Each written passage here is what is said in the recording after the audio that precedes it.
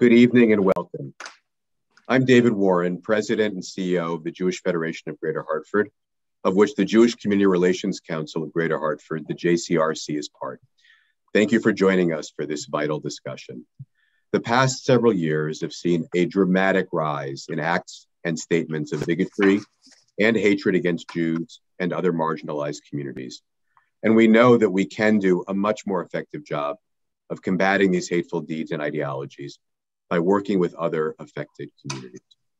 Indeed, most of my career has been focused on combating anti-Semitism and all forms of bigotry. In responding to hate crimes and extremism, the most important element has always been to ensure that diverse groups and diverse leaders stand up for each other. Coalition response, standing together, is critical, both to marginalize extremists and to create inclusive, respectful, welcoming communities. Tonight, you'll have the opportunity to hear from three formidable leaders in the fight against hate. You'll hear from a distinguished academician and passionate leader in the field of interfaith relations, a major advocate of diversity and dialogue within and outside the Jewish community, and a longtime champion of collective intergroup action in both the public and private spheres. Our conversation will be guided by my friend, Dr. Dale Atkins-Rosen, one of the most adept moderators that I've ever worked with. We're grateful, Dale, for your work on this three-part series and joining us this evening. On behalf of the Federation and our esteemed partners at the Simon Wiesenthal Center and the ADL of Connecticut, we hope you will find tonight's discussion compelling, and we hope it will inspire you to action.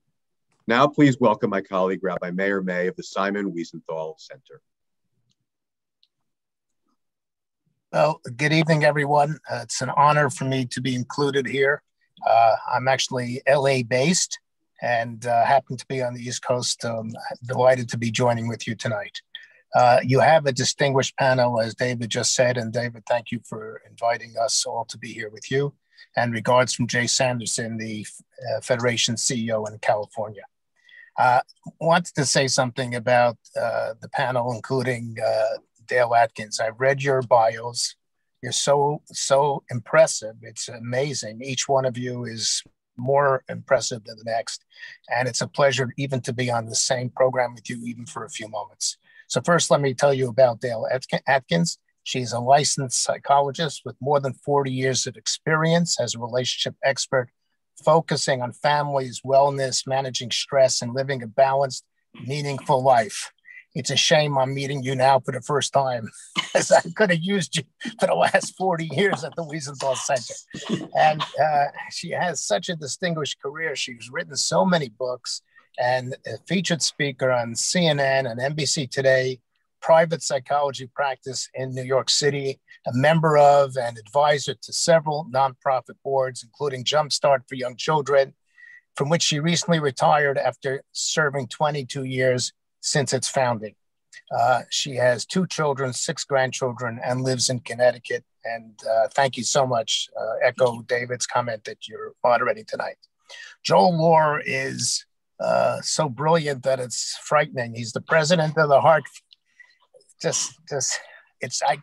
I'm just looking at your bio. It's just unbelievable. He's the president of the Hartford Seminary, a leading interfaith graduate school. He is an award-winning author, scholar of religion, passionate leader in interreligious relations and higher education, earning a BA in religious studies, an MA and PhD in religion and theology. None of that comes easy, by the way. He knows he's a scholar of so many areas. He's involved with interreligious dialogue, leadership in higher education. He's just really a tremendous resource and a person I'd like to get to know as we go forward in the years ahead. And that goes for everybody on the panel as well. So Rabbi Kaplan, you're just a veteran of the interfaith outreach in the Jewish community. It's a pleasure to be on the same program as you as well.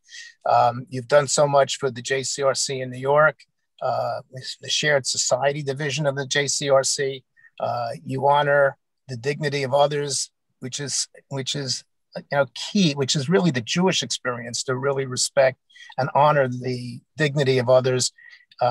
In Israel, we're going to have a Museum of Tolerance, Jerusalem. One of our exhibits is on respect for human dignity. So it's and this is what your whole career has been.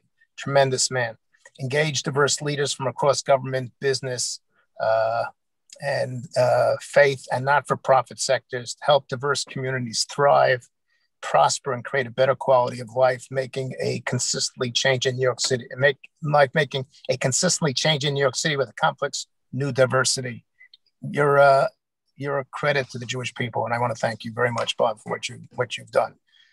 Walter, Assemblyman Mosley, former Assemblyman Mosley, I don't have enough words to describe how much I respect you and admire you. You've been a great friend personally to the Simon Wiesenthal Center, and a person that really has crossed every line to be a gracious friend to every community. You're now working with 64 Square Strategy Group, which specializes in building federal, state, and local candidate committees. But as your career in the Assembly, which I met you a number of years ago, you built a well-deserved reputation as a key bridge builder between the different communities that comprise the state of New York and beyond. And you've been an outspoken advocate and taken the risks that many politicians have been afraid to take, the risk to stand for justice and tolerance and human rights. And therefore, it's just an absolute honor for me to be in your orbit. And I want to thank you for participating tonight. So ladies and gentlemen, I'm going to turn it over to Dale. I cut some of the bios short because frankly, these people are so distinguished, I just don't have enough time to read them. But I will tell you that you're in for a treat tonight. And thank you very much for allowing me to have this small role in setting the night stage. Thank you so much. It is a pleasure to have you with us. And yes, it is my honor to be moderating tonight. I'd like to begin by asking each of our panelists to share a 2 to 3 minute intro. And while you're introing, would you please just give us an idea of how you view the role of allies in standing up against bigotry? And also, if you will, what are some of the examples of that from your own work? Walter, can you start, please? Well, first of all, thank you, Dr. Atkins, and thank you to the Simon Wiesenthal Center and JCRC, and to all the sponsors, as well as the other panelists. What I'll probably say in terms of introducing myself and the role in which we can play in standing up to bigotry is looking at the word bridge builders. And I really can't take all the credit that's, people try to give to you.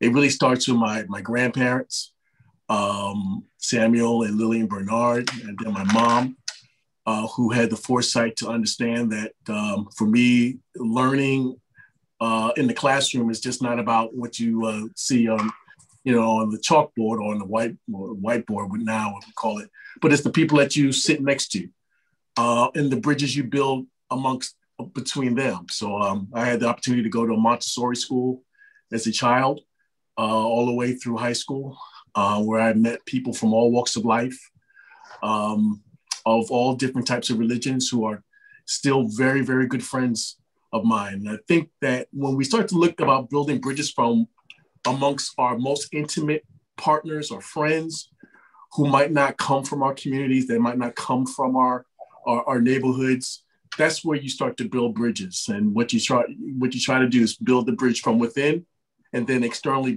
build bridges around you. And then when you're blessed to be in certain opportunities, to have the courage and the foresight to build further bridges. Because the key is not that you're building a bridge from point A to point B, but you're trying to build a bridge from point A to point Z, in which you'll never probably see point Z, but you hope that you leave the world and our global community in a better place for my children and my children's children to live in a place where we are free from bigotry, racism, anti-Semitism, and all isms that unfortunately we're still stricken with. Thank you. I'm picturing those bridges going from place to place, and it's a beautiful image that I think will keep alive during our focus tonight. Thank you so much. Thank you, and we did get permission to use first names in this evening. So Bob, would you be kind enough to share with us your view of the role of allies in standing up against bigotry and some of the examples from your own work as you introduce yourself? Sure. Rabbi Bob Kaplan. I'm the, sound like a commercial for a minute, the executive director of the Center for Community Leadership at the Jewish Community Relations Council of New York. And the JCRC of New York is a place where a lot of things intersect, where a lot of differences in the Jewish community intersect. The New York Jewish community is going through incredible changes right in front of our eyes. The Jewish community I grew up in Brooklyn. I live in the Bronx now. I grew up in Brooklyn. I consider myself a Brooklyn person. I was kidding around. I had to take a 12-step program to move from Brooklyn to the Bronx. The Brooklyn Jewish community I grew up in almost doesn't exist anymore. I grew up in a relatively secular home, in the place where I learned what diversity is all about. It was the projects in Brooklyn. I grew up in the city housing projects with everybody under the sun, and really learned who human beings were, not because of, I lived in one kind of community or another kind of community. I lived in a community that was diverse right from the get-go. And that was sort of the nomenclature of the world that I lived in and the home that I grew up in. Guiding myself through life has been an incredible process. And about 27 years ago, well, actually 30 years ago, there was a problem in Brooklyn, in the Crown Heights section of Brooklyn. Walter, you probably know that area well. And it was a community that had changed radically over a relatively short period of time. In the early 1960s, Crown Heights was approximately 90% white ethnic.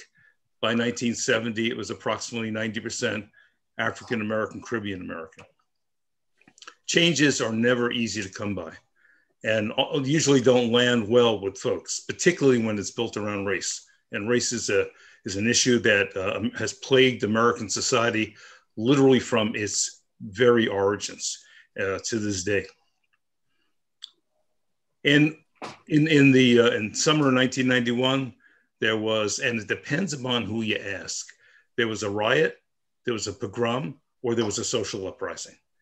And that's the key to allyship, is being able to hear the narrative of the other and really understand that narrative, not necessarily agree with it, not necessarily embrace it, not necessarily make it your narrative, but to lend dignity. Rabbi May mentioned before that dignity is sort of at the heart of what we do. Lend dignity to the narrative of the other, so that when you need to interface with that other, they understand that you've lent them that dignity. And today, well, I've spent the past 27 years building those relationships in New York, working through the JCRC. So when stuff started getting really out of hand just a few weeks ago with the incidents exacerbated by what was happening in the Middle East, but what was happening in New York, we were in a perfect storm of change. We were in a change from COVID. We were in change from political differences, what we call toxic polarity within the context of our society. And we needed to make a statement against anti-Semitism. We needed for people to stand with us. We were accused. Everyone was accusing. No one's standing with us. No, where is everybody? Where are they? They were there. The media wasn't picking up on it. Social media wasn't picking up on it. We live in a whole different universe of social media today. So what we did is we went back to our buddies, our friends, these relationships that we have nurtured for decades.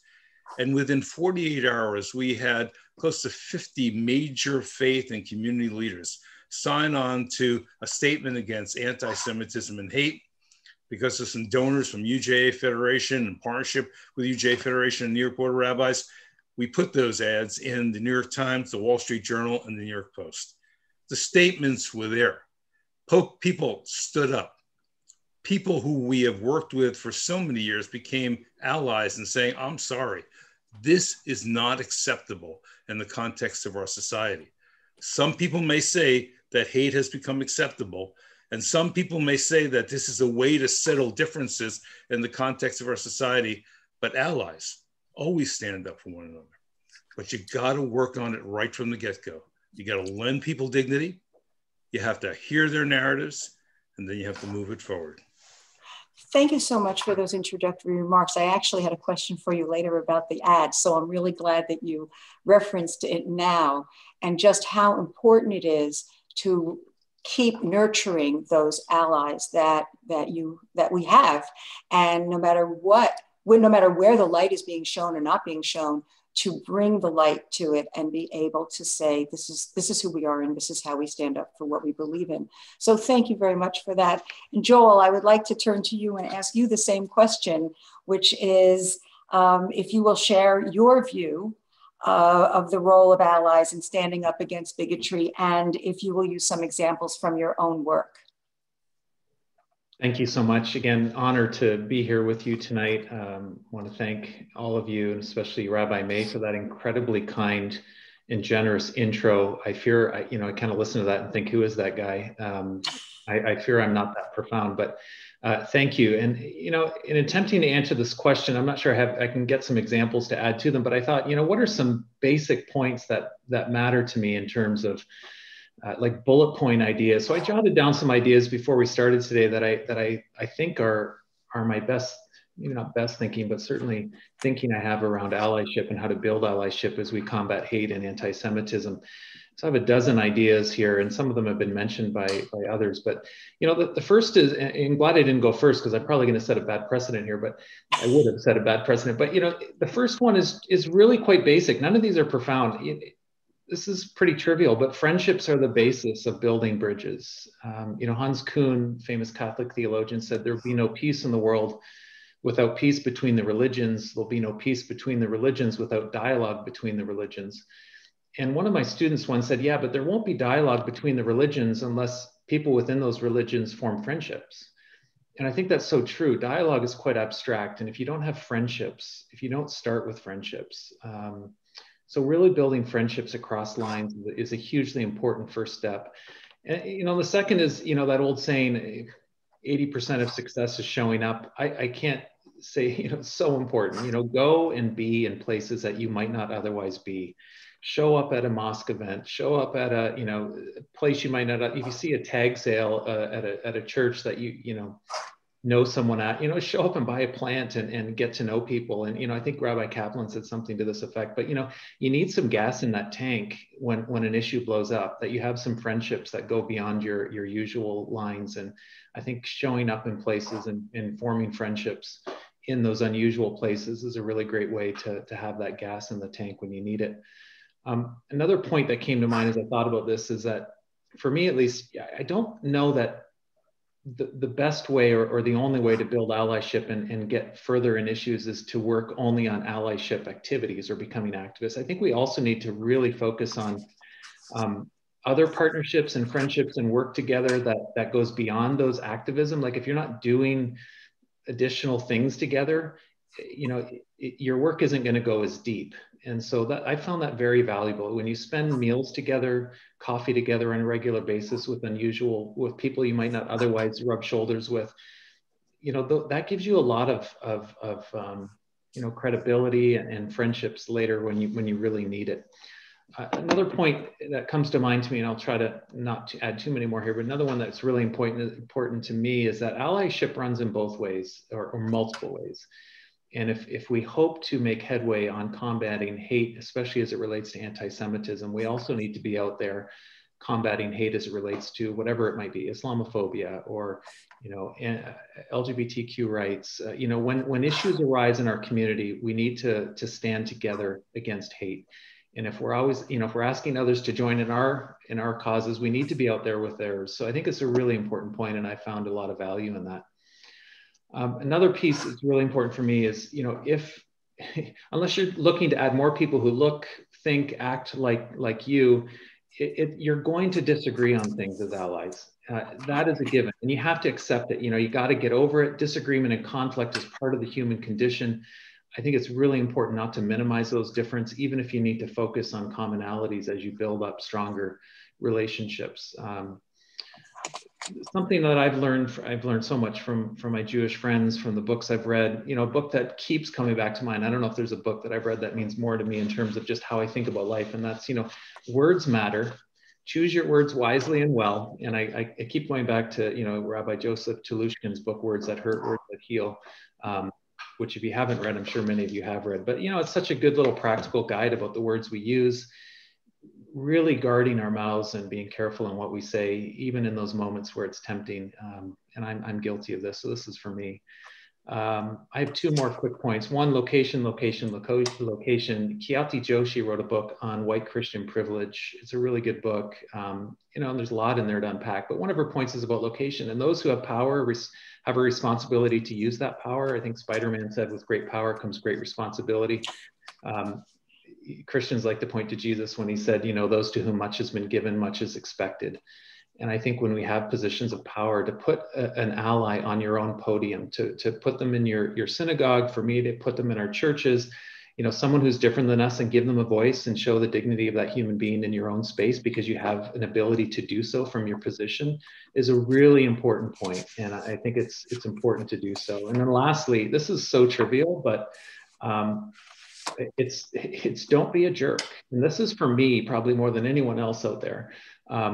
You know, I have a friend, when he was going up for tenure, actually when he started his job, he was on a tenure track job. And one of his colleagues says, well, if you want to get tenure, the most important rule you need to remember is don't be and he used an A word, but, you know, don't be a jerk. You know, essentially that's going to be the most important thing. And I think it's hugely important to be reminded of that. And, you know, I've been blessed by a book by Rabbi Joshua Hammerman. I think it's called Mensch Marks. I often that's a word that I love Jewish people use, the word mensch. And when I think of that word, I just think of the primordial, you know, the best example of a human being. And I try my best to remember those people who I think of as mensch or mensches in my life, and to mimic how they would respond in situations. And so, yeah, my final point, I guess, is not to be a jerk, which sounds so trivial, but building friendships and allyships, we can't forget it. So those are just some quick points. Hopefully we can unpack some of that. I got examples I might point to later, but I'll stop there. Thank you. Thank you all. I really believe that there's so much wisdom in what you said, all of you said, and there's so much wisdom in just understanding that something as simple and profound as don't be a jerk, and pay attention to the words you use, and really try and reach out to people who are different from you and who have different experiences, and listen to them and encourage them to speak about their experiences, is really a theme that we will use as we continue to talk. And I thank you for those introductions. For some of my questions, you've already answered them, and that's really wonderful, because just in the presentation of yourselves, of how you think of others, where you learned, you know, Walter, when you talked about, you know, your mother and father, your grandparents, it was part of who you were as a family, and that was important. What do you think are the qualities and characteristics, aside from, you know, not being a jerk and listening, but when you're really out there and doing this work, what do you think are the qualities that people need to be successful bridge builders? Because so many people think, oh, those people are this kind of a person and it comes naturally to them. But what we're really trying to do is say, this is within each of us. And each of us has the capacity and the ability to be able to do this. So how would you answer that when you're speaking to people who say, no, I can't do that. That's not my personality. Walter, maybe you can give it a shot. You know, there's a good, hold on for a second. Let me just, can you hear? All right. I'm sorry.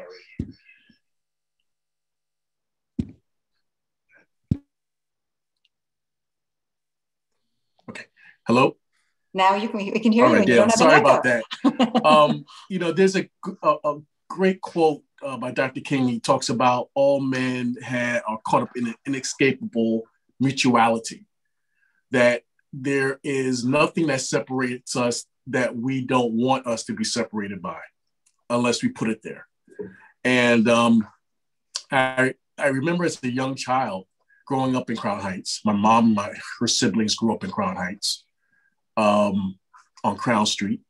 And I always had that surrounding me. Anytime I would go to my grandparents' house, spend the night there, spend the weekend, or spend the week there during the summer, I always had a reminder that I am not the only type of person that lives in Brooklyn.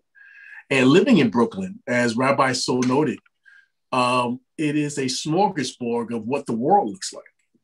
And I think that's one of the great things I take from having been raised in Brooklyn back when I was a child, is that you did see the world without leaving, your own block on so many occasions. And I think it builds up a level of empathy. It builds up a level of compassion that you might not even be aware of. And I think,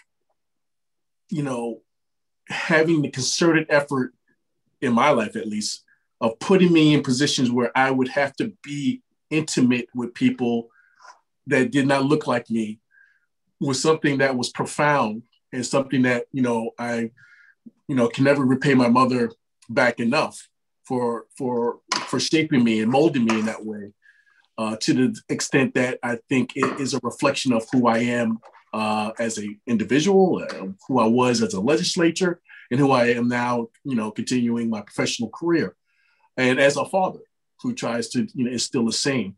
And I think those are like the critical, that's the critical kind of inner workings of building these relationships, building these bridges that allows for you to have bridges that are sustainable over time and that are real and that are not built upon any level of expediency, whether it be political, whether it be for monetary gain or otherwise. Understanding that what you're trying to build here is something that you might not ever see the finished product, but what you want to do is be a part of building ultimately to that goal, which you will never get to, but you hope to get to just a little bit closer during your lifetime. So to me, I think those are the things that you have to continue to stress, not only within yourself and the people that you have, direct, control over in terms of how their life is being shaped and molded, but it also is a reflection of how others can do the same when they see you do it. And, to me, I think that I hope to live my life this way and continue to do so in other aspects, within the AAPI community, as well as within the Jewish American community. And I hope that, I am serving as a prime example for my son and daughter as to how to live your life as a member of this global community we call Earth. Thank you. You spoke about compassion and empathy and role modeling, and you talked about, being immersed and surrounded by people who have of similar values. And I think that's really important in this conversation, that one can develop empathy, one can develop compassion. We're hardwired with the capacity to be in this way. And we have to practice. And when we have role models, when we have people who are around us who are living this way, it's more likely to happen.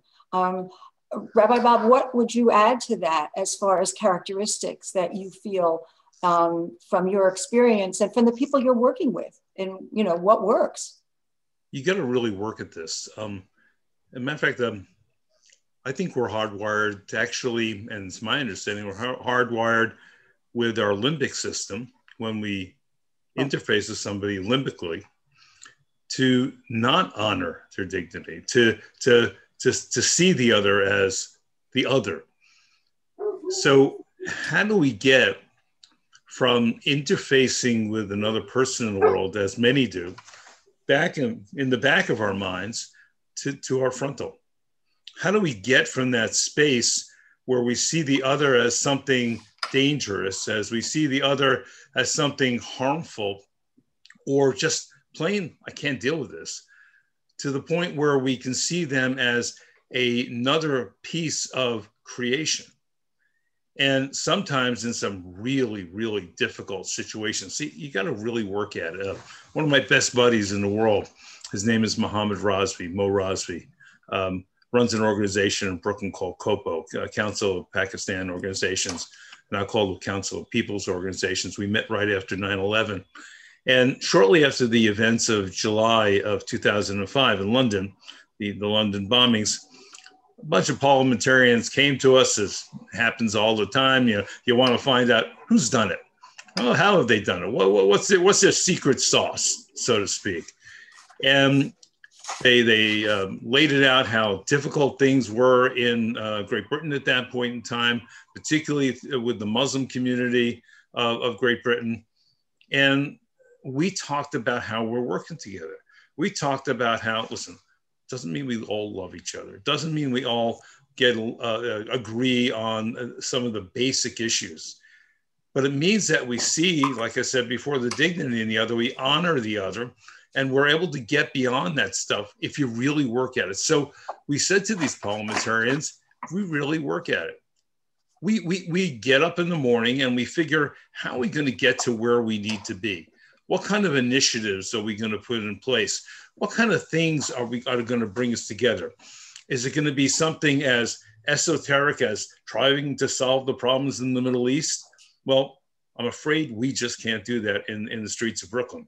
What we can do, and what we did do, is make sure that Mo can serve halal meals on wheels to aging South Asian Muslims, utilizing a contract that was given to the Jewish community to serve kosher meals on wheels. And to be able to, as noted in the introduction, to create a shared society, sharing power, sharing resources, sharing what we see as the needs and the answers. So it's being creative, being respectful, but working at it.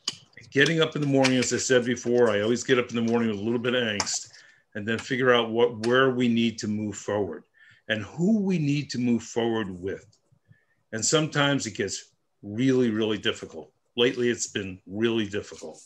However, you get up and you just move it forward by continuously doing the work, finding the right people, and then finding even the wrong people to be able to build these kinds of relationships with. I really appreciate that. And Joel, I'm going to ask you to follow up on that, if you will, because you talked before in your introduction about sometimes it's really hard and it's difficult. And, you said, well, that's hard for me. Well, it's hard for all of us, by the way.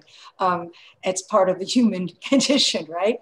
But what have been some of the major challenges that you faced in working with allies to combat hate and bigotry? Kind of picking up on, you're working hard. Well, sometimes, how come you don't throw in the towel? What are those challenges and what keeps you going?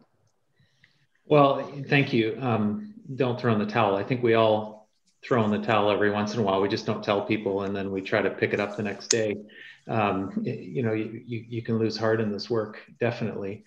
I think there are issues. There are some issues where I've felt that I don't think we're going to make a lot of headway on this great difference between people or ways of looking at an issue, political issue, Middle East politics, and so on. And you can go into that state of despair and give up. And you kind of need to start over at times and think about those cracks, or the wedge. Where can you find a place to build that allyship? And sometimes you got to go to the periphery. It just depends on the situation. There's no cut. I don't think there are cookie cutter answers to how this work is done. I think it's, I was thinking about, I really appreciate my colleague Walter and Bob, Rabbi Bob's responses here. There's a few things that they pointed out too that I think are really important. Actually, is one that you mentioned, Dale, as well.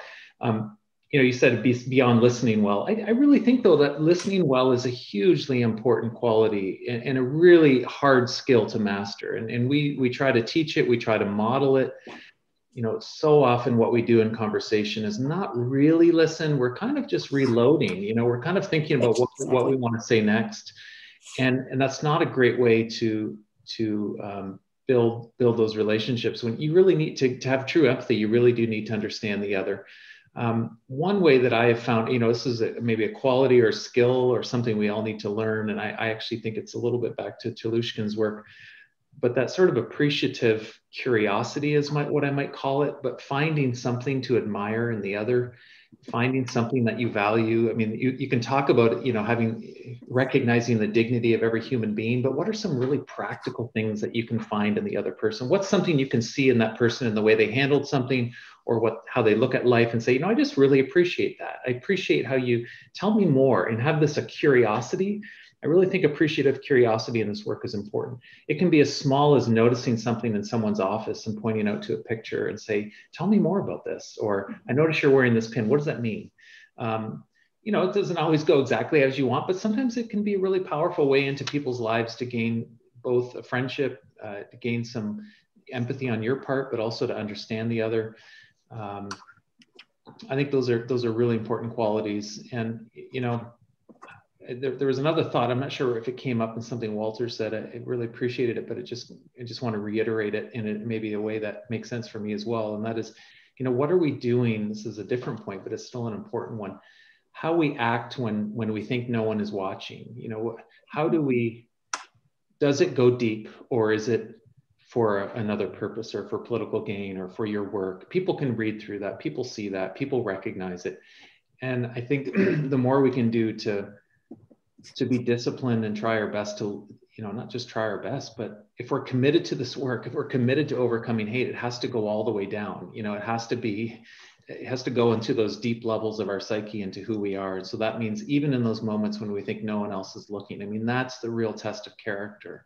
How do we think about the other? That's a discipline in our own mind, even when you're annoyed with something, but to tell yourself, I got to let that stuff go, to use the more politically correct way of putting that. I got to let that go. I'm not going to allow that to taint my view of that other person. That might be true, but I want to think of the best self here. And the more we do that on a regular basis, we can retrain the mind. The brain can retrain itself.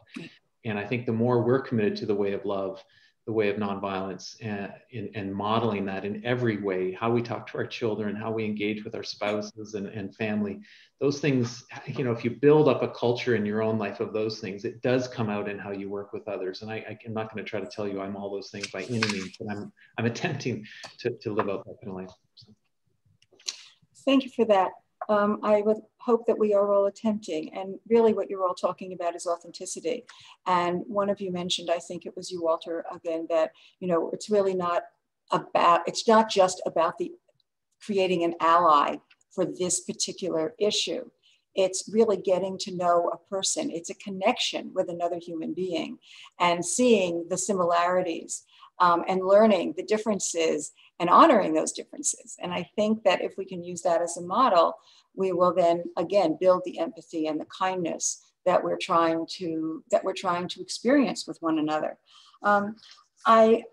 Some of you have spoken about some of your success stories and the progress, and I think that that's really been so helpful. I'd like to know where, and I think I'm not the only one, where do you find your sources of inspiration? Particularly when things get really heated. And I know, Joel, you said, sometimes you just have to go to bed and wake up and start again. How does one do that? How does one do that when you're particularly in a situation that can be inflammatory, insulting, where you just think there is no way? So where do you find that deep strength and that inspiration? Bob, would you share for a minute? Sure. First, one of the initial places, of course, is my faith. My faith in God, and my faith that the Creator is a creator of everyone. I want, this authenticity thing you're talking about. Yes. I want to tell a little story. Rabbis like to tell stories. Rabbis like to tell stories. Again, with my friend Mo, we were in Acre, right after there was a riot. This is a number of years ago, 7 years ago. It was shortly after the last set a round of violence in Gaza and Israel, and we were there, and there was a chief imam and a chief rabbi who did not want to be in the room, but they were receiving grants. We were there on behalf of the U.S. State Department, and we were teaching some of our methodologies that we use in New York. And they're sitting on opposite ends of the room, and they didn't want anyone to know that they were there. And we started talking about the fact that we all believe in one God. And if we are true and truly believe, if we work at it really hard to understand that there's one God and God created diversity, our responsibility, our connection to that one God is to find that oneness in diversity. Mm-hmm. What obviously touched these two guys, because we spoke in pure faith to them. And the imam motions to my friend Mo. He says, I wouldn't mind having my picture taken with you at the end. And the rabbi motions to me, I wouldn't mind having my picture taken with you at the end. I said, if you do, you have to stand on the stage with us. And okay, so they're standing on either side of us. And we have these little things in our ears because it's going on in many different languages. And I said, you guys remind me of great physicians that understand the patient is ill, yet you've come up with different diagnoses for making the patient well again. And the imam turned to me and says, how do you know that we think that the patient is ill? I said, you wouldn't be standing here right now.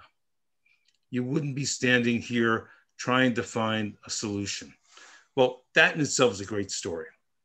What we found out is that this imam kept up with the rabbi, and on the anniversary of the riot, it was the end of Ramadan, Eid al-Fitr, the rabbi, with no fanfare, didn't want any press, for sure he didn't want any press, came into the main mosque in Akko and spoke to the congregation, chilled everything out. Now that would have been a great story.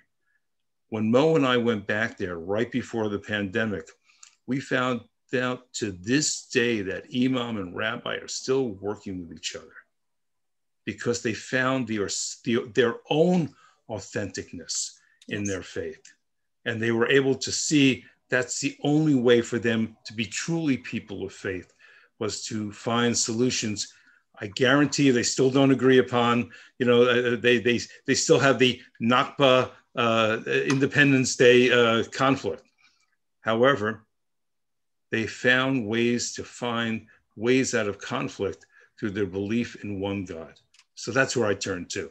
It's my faith, it's my belief in one God, and that one God creates all of creation, and I have to be a partner with my creator in this process. Thank you for that. Walter, where do you find your inspiration? Walter, can you unmute, please?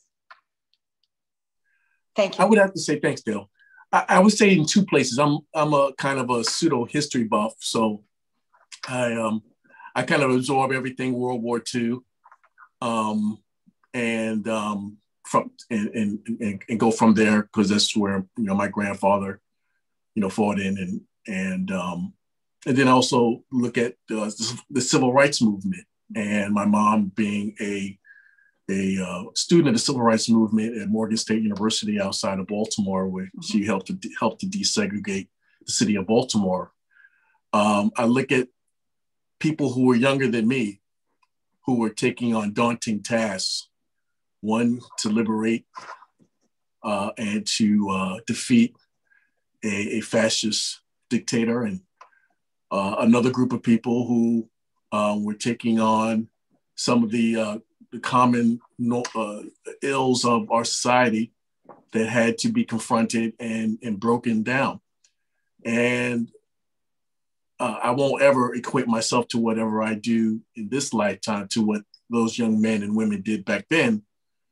But if they can muster up the same level of, if they can muster up a level of courage to confront their fears, whether it was, landing on the beaches of Normandy 77 years ago, or desegregating bus stations in the Deep South, to me, that's where, some of my inspiration comes from. And I think that, I always internalize these things, and just ask myself, what would they do in my place? So that's where I get a lot of my inspiration from, and it's just something that I continue to rely upon to this day. Thank you for that. And I think one of the things that I always find important to say is that, and when we find that, we share that with our children, and we share inspiring stories of people to help them see ways that they can do things that they don't think they're capable of.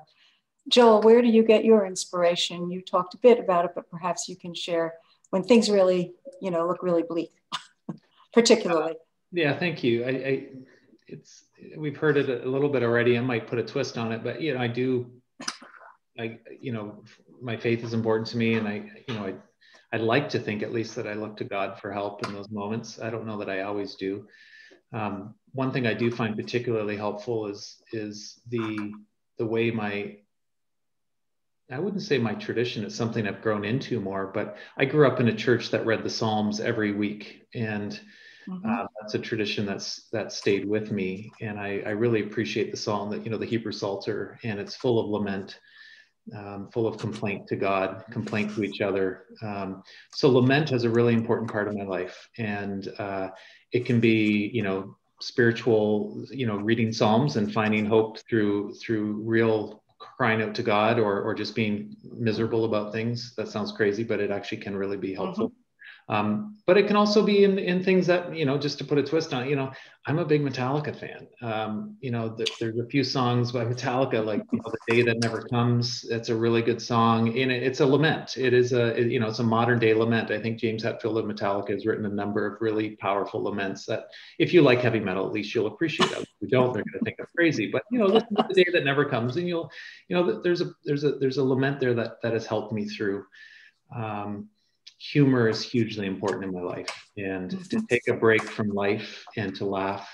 I often say that Jerry Seinfeld saved my life, and it's true. There were moments I've been through some health issues and chemotherapy and things, and if it wasn't for watching all the Seinfeld episodes over and over again, and reading Far Side comic books, and just doing anything to get my mind off the hardships, I don't think I'd be here today. And I think that's true sometimes. You just got to stop from all the hardness and take a bit of a break and lighten up, and not take yourself or anything else too seriously. Even you're going to return to it. I mean, we're in this work, we're going to return to the hard stuff, but sometimes you need to take a break from it. And friends are really important in that. I have good friends who kind of just remind me that I'm taking myself too seriously, and you're just that guy. And so you got to call them every once in a while, and they kind of put you in your place and make you laugh. And so, yeah. Yeah, Norman Cousins wrote a book, The Anatomy of an Illness, just about how laughter heals. And I think that some of us, stifle our laughs, and sometimes we're doing work that is so serious, but sometimes you just have to see the humor and laugh, and see how you then can get to the next creative solution to try and deal with what you're doing. Yeah. Can I follow up? I want to follow up something that Joel just said about not taking yourself so seriously. Yes. Sometimes God graces you with messengers. You just got to be aware that they're there. Sometimes they're pretty obvious. Early in my spiritual journey, I've had an interesting spiritual journey. When this Orthodox rabbi was living on the ashram back in the 1970s, kid from Brooklyn, grew up in the projects, fixing a multicolored bus.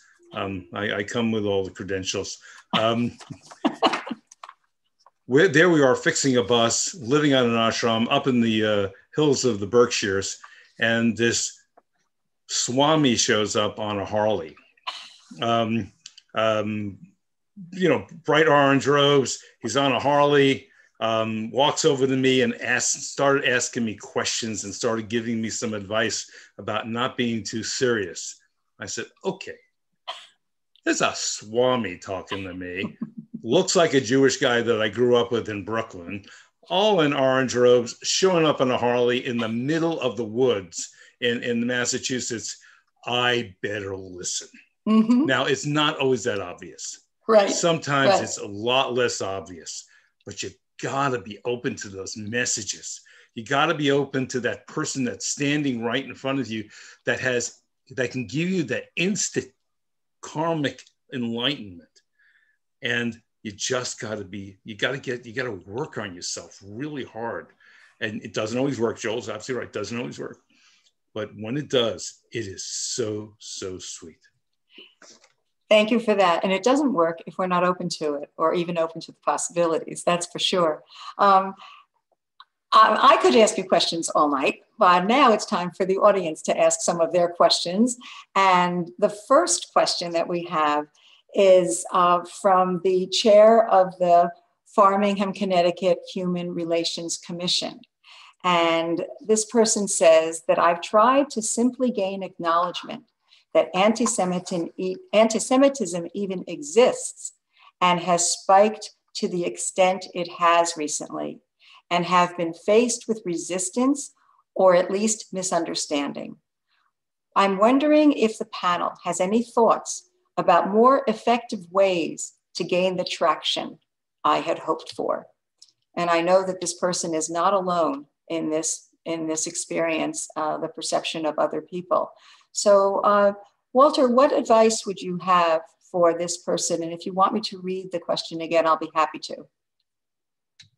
Walter, you're muted again. Sorry about that. Thank you. No, That's okay. I have my dog here, and I don't want him to wake up and bark and startle everybody. I was reading and maybe the other panelists also have read this report out of Emory University where they talked about 2 out of 3 millennials don't know what Auschwitz was. I think they said 4 out of 10 Americans didn't even know what Auschwitz was. And I think a lot of what we're seeing in terms of finding where is all this animosity coming from, which is perpetuating a lot of this level of anti-Semitism, deals with ignorance, deals with a lot of what people don't know, as opposed to what they think is what they do know. And I don't know how we, get to that point where we have to realize we have to educate young people. We have to educate older people because what they don't learn in the classroom is also what they don't learn at home. Yes. And I was pretty disappointed that the Holocaust education bill in the New York State legislature didn't get passed. Right. It got held up in the Senate for whatever reason. And these are things that we need to kind of help perpetuate in our state houses and in an effort to have that piece of public policy transcend into something that's actually tangible and that could actually combat the hatred and the anti-Semitism and the racism that we are experiencing as a country across the board, whether you're talking about the African-American community, talking about the Hispanic community, whether you're talking about the AAPI community, the Jewish community. So I think, what we have to do is not get this so disheartened that we give up, but understand where we can make a difference in terms of promoting progressive public policy that will help to combat ignorance and stymie these levels of hatred and racist viewpoints. So don't give up. It's just a matter of finding out ways in which we should continue to push the envelope so that we don't raise the next generation of young people that are not enlightened and not at least given the opportunity to find out what has happened in the past, which could ultimately determine how we respond in the future. Mm-hmm. Joel, do you have anything to add to that? The question of, if you have any thoughts about more effective ways to gain the traction that this person is trying to get to help more of an understanding in the community? Yeah, I think Walter really said things well there. I think education is so important. And again, not to keep, banging that drum of not one size fits all, or there are no cookie cutters, but education can look really different in different situations. Sometimes it can be, showing data, or you can, point to studies that are showing different things. Sometimes it's as, it might be, I'm not convinced that sharing posts and links are the way to move things forward, but there could be a time and place to share a thoughtful article, maybe mail it in a piece of, printed article that you found. That's novel. You know, it's novel, but do something unusual, get in front of something, or a video, or maybe it's, you know, helping invite a Holocaust survivor, or watch a video together. You know, there are different ways to educate. It's kind of like what might be most effective in this situation. But I agree, there's an interesting problem here that we have, and that, you know, I'm sure everyone in this, so many people in this audience are going to recognize and know better than I would, but I see it too, that it's hard to imagine for certain people that there can be an oppressed group that on so many levels can look like they're thriving, or, you know, the stereotypes that you might think are out there about Jewish people in America, Jewish Americans, and so on. And I think, you know, there are so many strong examples of how that's not true in so many places. And it's unfortunate that the education piece is so hard around this, and Holocaust education is just one piece. There's so many other areas, but Holocaust education is hugely important. I'm glad Connecticut is a place where we have, you know, a mandate to teach Holocaust in our schools. So I'm committed to that work, and I hope others are too. But it's hard work. I appreciate the question. How do you convince people that just don't see it, or they think it's not real? They have power. They have, you know, whatever it is, and that itself is a form of anti-Semitism on some levels, right? I mean, to just kind of jump into those ways of thinking about a people group, or to stereotype. So. Yes. So let's jump over to something that actually each of you kind of alluded to a little bit, and has to do with social media, and, you know, how do you educate, and what is being done? This is kind of a combo question of one that I had, and also one that came from the audience. The audience member says, in the age of instant information and 24/7, 365 media, what steps can Jewish communities take to more effectively encourage those with large microphones to speak out clearly against anti-Semitism, as they have against other forms of bigotry? And the second part of that question is but it doesn't have to be the second part, but another aspect of that question is, how has the rise of social media impacted efforts to combat bigotry and build alliances? So you can try and address one or two, but let's go into the social media sphere, since so many young people in particular get their news from there, you know, and get their ideas formed from there. So Bob, why don't you start with that? You know, it's a place where I always get myself in trouble, so we got to be careful. Okay. I'm just joking. You get to a certain point where you got to say what you got to say. Mm-hmm. Somebody was complaining to me. They said, you know, I think they've out-organized us, social media. I said, they may have done we're pretty good at organizing. They've out-moralized us. Now, the person became very upset at this. Says, what do you mean? Their moral argument's better than mine? No. They have worked really hard. They really understand the role of social media and I always say they, as those who are promoting much of the stuff that is making us really uncomfortable, and some of the stuff that is blatant and destructive anti-Semitism, is that they've crafted a moral argument that is finding resonance with a lot of people. Mm-hmm. And we have to be able to take a hard look at who and what we are and what our messaging is. Yes, it's Holocaust education, but it's not just Holocaust education. It's education about what's happening today. Mm-hmm.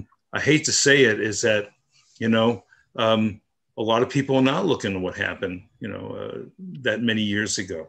And I'm saying that as someone who's married to a second gen, who my wife is with her Holocaust survivor mother right now, who is in hospice care. So I really get it. However, a lot of folks are not looking through those lenses, and we have to hear what lenses they are looking through. So that's why, and one of the things we did in New York during the pandemic is we helped to launch a Jewish coalition on criminal justice reform. Mm-hmm. Why? Because it's radically important to a lot of folks, including the role that the Jewish community plays in the more generalized society. We had to do that. We had to launch a coalition on healthcare disparities. My Judaism, my Jewishness spoke to me about that. And when I do that, what happens is I form relationships. I want to go back to something Joel said before about friendships. Yes. I form relationships. I form connectivity. And when I had that connectivity and I had that open ear, because we've opened the ear on both sides of the equation, I've heard the pain and suffering in other communities. I've heard it in my own community. Then I can begin to talk. And then I can begin to posit things in language and in moral arguments and in ways and in faith and whatever way we need to, that people will hear. And then they'll begin to open up to it. So I'm going to go back to this ad again. You know, within 48 hours, we had all these folks signing on. Why? Because we've spent decades developing these relationships. And unfortunately, a lot of times we want folks to turn on a dime that we don't have necessary relationships with, or real relationships with, or only surface relationships with. And we have to make sure that sometimes the pain in their own communities is so overpowering that they may not hear us. So we have to go deeper and begin to figure out how they're going to hear us. And that may take a while. It may take a while, and it may not be satisfying to us when we're in pain. But you want to know something? Lots of communities have been there before. In the Black community, yes, folks have been there before when no one listened to their real pain. And we didn't go like, oh, you know, it's like, okay. It's like, no, we didn't hear it. We didn't hear what healthcare disparities meant. Okay. And so many people died. We didn't hear the injustices that happen in a criminal justice system that is, unfortunately, has destroyed the lives of so many people of color in America. We got to hear this kind of stuff. And when we hear this kind of stuff, maybe then can they hear us as well. Before I ask Walter and Joel to comment on that social media question again, there's a question actually for you, Bob, following up about the ad. So I'm going to ask it to you now. How does getting allies to sign an ad in newspapers help us? Newspapers are read largely by older, educated people. Do younger people who are just solidifying their values know of or care that an assortment of leaders signed an ad? How can we older, educated people reach these younger people? 100%. You're absolutely right. Newspapers speak to one segment of society, and we have to recognize that there's a generational gap between older folks and younger folks. We are not talking across generations, 100%. So one of the things we did right after 9/11, me and my friend Mo, by the way, we helped to found something called Youth Bridge. Youth Bridge is a teen diversity fellowship, a 2-year fellowship that allows teens to know each other and to begin to develop the skills of solving problems together. So we work hard at that. And then we have another fellowship in New York called We Are All New York, where we get up and coming not-for-profit and faith-based leaders to be able to, again, spend a year learning about each other, stepping out of their silos. These are millennials that get to know each other. And when they get to be the power brokers in society, when they get to be the folks who get elected to city council, and they get to be, and Walter, you know Dharma Diaz and people like that, when they get to be that, or Brian Cunningham, or any other folks in communities, they know folks, they trust folks, and they will turn to folks for answers because you've been there for them. And that's when people's hearts will open. It doesn't happen all the time, by the way. I'm not being Pollyannish about nothing. I understand that some people are just not going to listen, and they're not going to stand up for you. It doesn't mean I don't get up and try again. It means that we have to be there consistently and persistently. I learned that from Greg Meeks, Walter. Greg Meeks taught me the power of being consistent and persistent, not just when things are bad. It's being there all the time, and constantly finding out what it means to be there all the time. Because if you can be there for somebody else all the time, maybe then they'll be there for you. These are wise words that we really need to take to heart. And again, I say it's not just one situation. It's building relationships that last for very, very long time. And you really have to commit. So Joel and or Walter, do you have anything that you would like to add in that social media space that I referred to before we go on to another question? Both of you are muted, so if you do, you'll need to unmute yourself. Thanks. Now that you're unmuted, would you like to say something about the social media? I saw Walter unmute, so I thought maybe he was going to speak. Right, you can go ahead. I don't have a lot to add. I think I think the question is an important one, that you're not going to reach everyone through newspapers. Social media is incredibly powerful. If you see how it's been used around the world to mobilize entire countries. I mean, movements are built around social media, and I don't know. I have a mixed relationship with social media in terms of seeing its value and how it can harm as well. But without it, we're not going to reach a huge portion of our population. I think there's something said earlier that maybe Rabbi Bob said, but I think it's really important to remember in these conversations that they aren't zero-sum games, that somehow we can prove that, anti-Semitism is real, then something else isn't real, like somehow Islamophobia isn't real then, we need to move beyond that zero-sum game thinking. And the more we can do that, to say, no, I'm not saying that somehow this is the only group in America that's being targeted with hate or something, but that's an important point that I just wanted to reaffirm. I think Rabbi Bob had mentioned. Sometimes when I feel like I'm getting ahead of social media, I tend to ask my son, my 14-year-old son, what does he do to get his news? And he says, well, Dad, it's TikTok.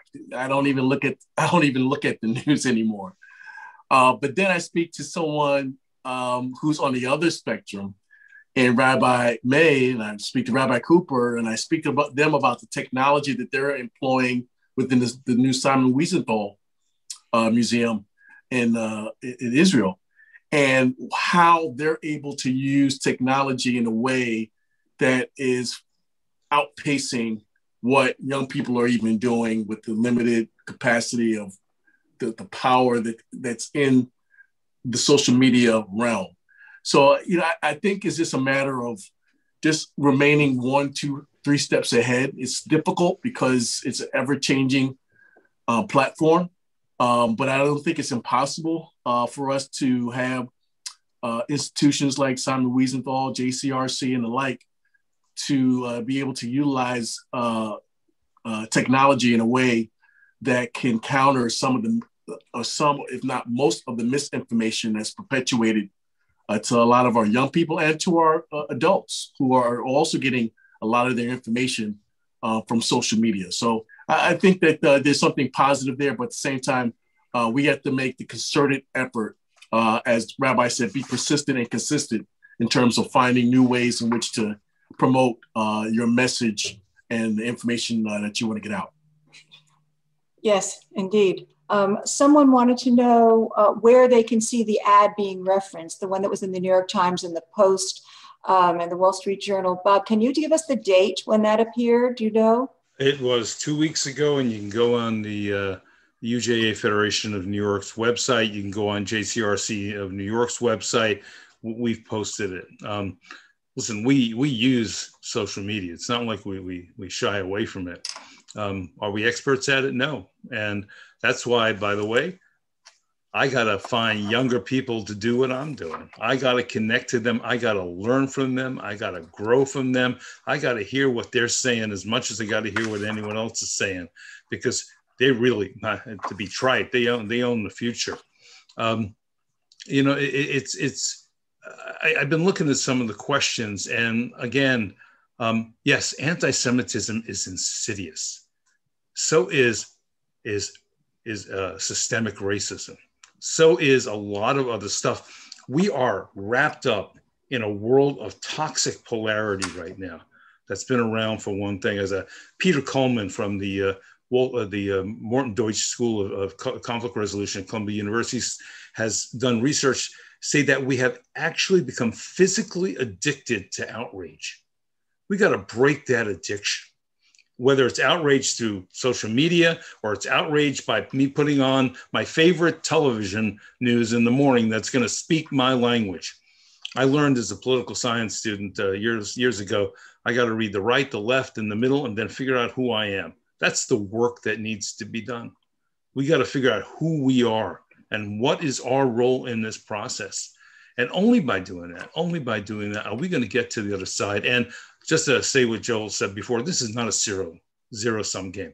This is not like you'll come out for me, I'll come out for you. No, I got to be there anyway. And hopefully, God willing, you'll see my pain when you begin to develop those relationships with me, because the pain is real deep, and it's not all about the Holocaust. It's about younger people feeling that pain, or millennials feeling that pain, or Jewish people or non-Jewish people feeling the pain of anti-Semitism, or anti-Asian hate, or Islamophobia, or the many other forms of hate that have become acceptable because somebody said, I'm not going to be political about this, but somebody said it's acceptable again. Well, our responsibility as faith leaders to say, no, not acceptable anymore. Go back under the rock and stay there. But it's got to be done together, and it's got to be done with the full-throatedness of who and what we are. So we got to know who and what we are. And I thank you for that. And I think that I would just expand it. It's not just faith leaders who have a responsibility to say that and to act in that manner. It's hard to believe that our time is coming to a close. Ann Martha, thank you very much for sharing that. That article was on May 30th. So who's ever looking for it, it's on May 30th. And for those of us who work and whose some friends say, you know, you're building alliances with people that you'll never be able to get along with, and look what they're doing and look what they're saying. And how can you build alliances with, quote, those people when they really don't have your interests at heart? And so, you know, you're kind of really moving forward, and then the people you're working with say, don't waste your time, right? How do you encourage people who are trying to influence those around them and say, this is the only way through, this is the only way that works, to come along? Joel?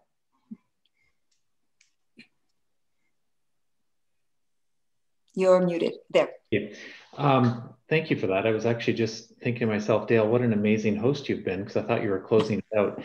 Thank you. I was, but I had one more question. Thank you. I didn't realize you're going to ask me a final question here. What was the essence of your question? One more time quickly. I'm sorry. It was yes, for those who are saying, well, you're wasting your time because you're working with people who will never, you know, who say this about our group and that about our group. And no, it's never wasted time. It has value in itself. And you know, we talked already about ways to pick ourselves up, and we all have our own ways to do it. But this work it's what it means to be a human being. It goes back to the first, well, for me, one of the most important, but the second story, I guess, in the Hebrew Bible of Cain and Abel, you know, which I think is overcome throughout the book of Genesis as brothers learn to love each other. You know, the sibling rivalry.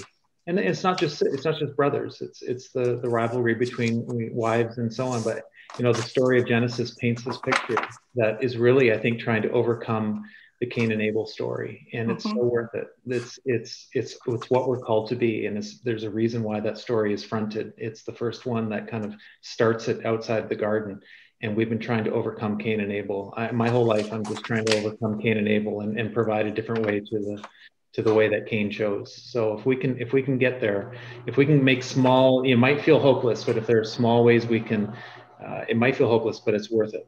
So. And you are all incredible models and inspirations. You may look to others, but I know that I'm feeling, and I know many people on this call will be feeling, that we can look to you for inspiration. So you also may get a lot of emails from everybody on this call.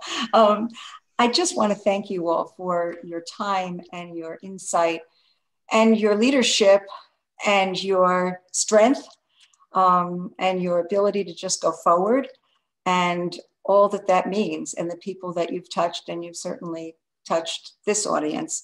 I also want to thank the people who were supporting this series. This was a one-shot deal, and it turned out to be a series, which was really a remarkable surprise and fun. And that's the Simon Wiesenthal Center and the Jewish Federation of Greater Hartford and the ADL of Connecticut and many other co-sponsors that made this possible. And then as far as individuals, you met David, who introduced the evening, David Warren, and Michael Cohen, who isn't here tonight, nor is Steve Ginsburg, because both of them have sons graduating, and Lisa Ratcliffe and Alana Butler and Ann Martha Petikoff, Sam Schoenberg, Deb Housen, and Liz Cohen, and just everyone who's made this possible. And again, we know you have many requests of your time, and really thank you for choosing to spend this evening with us and for sharing your experiences. So I would just like to thank you very much. It has been a true honor to be with you. And I hope to see you again, maybe not on Zoom, maybe in person, that would really be nice, and wish you well. So thank you. And thank you all for being here and for staying with us this evening for this event.